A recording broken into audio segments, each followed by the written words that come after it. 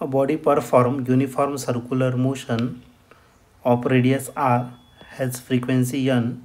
Its centripetal acceleration per unit radius is proportional to n raised to x. The value of x is. तर या केसमध्ये आपल्याला काय दिलेलं आहे, सेंट्रिपेटल ॲक्सलरेशन आहे. सेंट्रिपेटल ॲक्सलरेशन आपण एने रिप्रेझेंट करू आणि हा प्रपोर्शन आहे. सेंट्रिपेटल ॲक्सलरेशन पर युनिट काय दिलेलं आहे, रेडियस दिलेलं आहे. तर आर हा डायरेक्टली प्रपोर्शन आहे कशावरती, तर एन रेस टू एक्सवरती.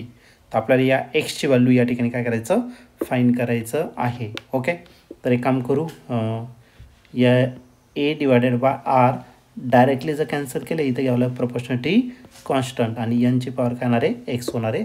हे आपल्याला गिवन आहे. हा क्वेश्चन 2024ला आलेला होता.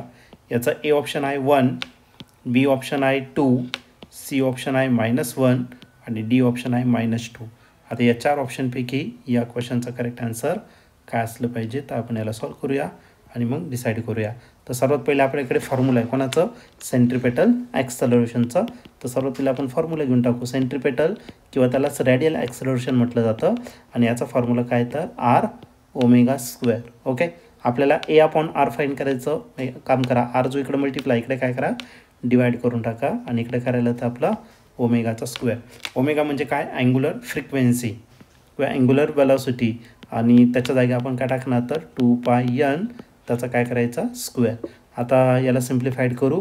ए अपॉन आर 2चा जर स्क्वेअर केला तर 4, या पायचा स्क्वेअर पाय स्क्वेअर आणि हा करायला तर n स्क्वेअर. ओके, आता याला जर कम्पेअर केलं तर हा 4 आणि पाय स्क्वेअर ही टर्म काय कॉन्स्टंट आहे. मग एनची जी पॉवर आहे ती किती आली, तर 2 आली. बरोबर का नाही. मग आपण या ठिकाणी राईट करू शकतो बाय कम्पेअरिंग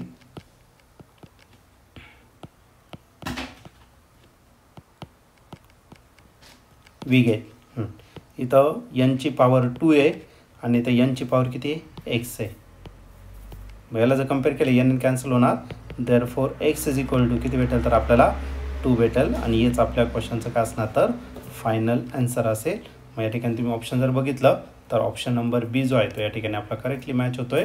मग the value of x is 2 म्हणजे ऑप्शन बी आहे त्याचं फायनल आन्सर असेल.